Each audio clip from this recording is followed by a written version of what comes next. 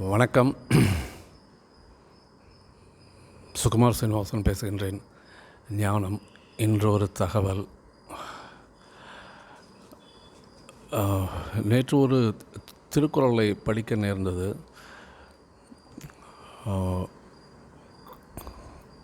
கற்க கசடற கற்றபின் நிற்க அதற்கு தக என்று. அதற்கு என்ன உரை என்றால், நாம் கற்பது பிழையில்லாமல் கற்க வேண்டும், பிறகு கற்றபின் அதன்படி நடக்க வேண்டும். இதுதான் ஒரு உரை. திருக்குறளுக்கு பல்வேறு உரைகள் எழுதப்பட்டிருக்கின்றன. திருவள்ளுவர் ஒரு ஞானி. அவர் சொன்னது அதிலே இருவகை அர்த்தம் இருக்கும் என்று எடுத்துக்கொள்ளலாம். ஒன்று சாதாரண அர்த்தம், மற்றொன்று ஞான அர்த்தம் என்று.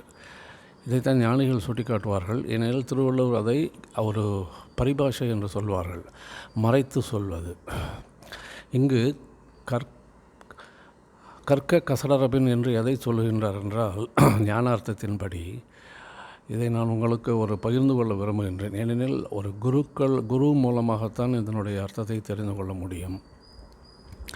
அவர் என்ன சொல்ல வருகின்றார்னால், கற்க கசடர என்று சொல்கின்றார். எதை கற்க வேண்டும்?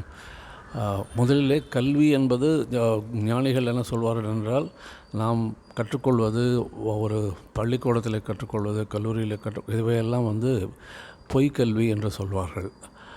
மெய்க்கல்வி என்பது எதுவென்றால், அவர்களுடைய விவரத்தின்படி அது தன்னை அறிவது, நான் யார் என்று அறிந்து கொள்வது தான் மெய்க்கல்வி என்று சொல்வார்கள். மெய்க்கல்வி பொய்க்கல்வி. ஆனால் பொய்க்கல்வியும் தேவை. எனில் வாழ்க்கையிலே பொருள் ஈட்டுவதற்கு பொய்க்கல்வி தேவை. அது வேண்டாம் என்று தள்ளிவிட முடியாது. ஆனால் அதனுடைய உண்மையை தெரிந்து கொள்ள வேண்டும். அதற்கு ஒரு எல்லை தான் இருக்கின்றது. எனிவே, கற்க கசடர என்று சொல்லப்படுகின்ற பொழுது, கசடு என்றால் களிம்பு, அழுக்கு. ஸோ அந்த கசடு நீங்க நாம் கற்க வேண்டும் என்று சொல்லுகின்றார். கசடு என்றால் அழுக்கு என்று வைத்துக்கொள்ளலாம், மாசு.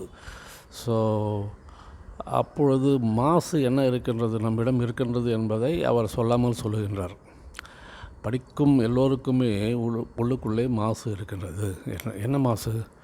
அதைத்தான் அவர்கள் ஞானிகள் மும்மலங்கள் என்று சொல்லுகின்றார்கள். ஆணவம், கண்மம், மாயை. இவை மூன்றுமே கசடுகள்.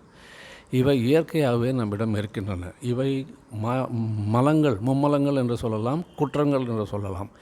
இப்பொழுது நாம் கற்றுக்கொள்கின்ற ஒரு தன்னை அறியும் அறிவின் மூலமாக, நான் யார் என்று தெரிந்து கொள்ளும் அறிவின் மூலமாக இந்த மும்மலங்களும் நீங்கிவிடும், தானாகவே நீங்கிவிடும். அதுதான் அந்த தன்னை அறியும் அறிவோடு சிறப்பு. ஆனால் அது மேலோட்டமாக படித்து புரிந்து கொண்டால் அது நீங்க போவதில்லை.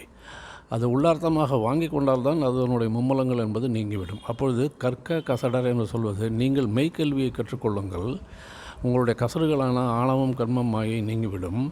பிறகு அவ்வாறு நீங்கிய பிறகு நீங்கள் அதைக்கு ஏற்றாற்போல் வாழ வேண்டும். அந்த நான் என்று யார் என்று தெரிந்து கொண்ட அறிவோடு நீங்கள் வாழ வேண்டும் என்றுதான் அவர் திருக்குறளில் அவர் சொல்லுகின்றார். இதுதான் அதனுடைய ஞான அர்த்தம் என்று ஞானிகள் சொல்வார்கள்.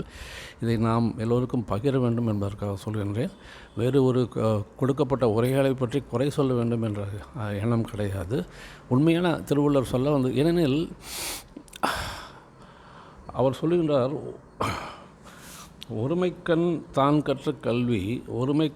கற்ற கல்வி ஒருவர்க்கு எழுமையும் ஏமாப்பு உடைத்து என்று. ஒரு பிறப்பிலே தான் கற்றுக்கொண்ட கல்வி என்பது அவர்களுக்கு 7 பிறவிகளுக்கும் பாதுகாப்பாக இருக்கும் என்று திருவள்ளுவரே அதே அதிகாரத்திலே சொல்லுகின்றார், கல்வி என்ற அதிகாரத்திலே. எவ்வாறு நாம் கற்ற சாதாரணமாக படிக்கின்ற கல்வி 7 பிறவிக்கும் நமக்கு காப்பாற்றுமா? இல்லையா? அது கிடைக்காது. அது தெரிந்த விஷயம்தான்.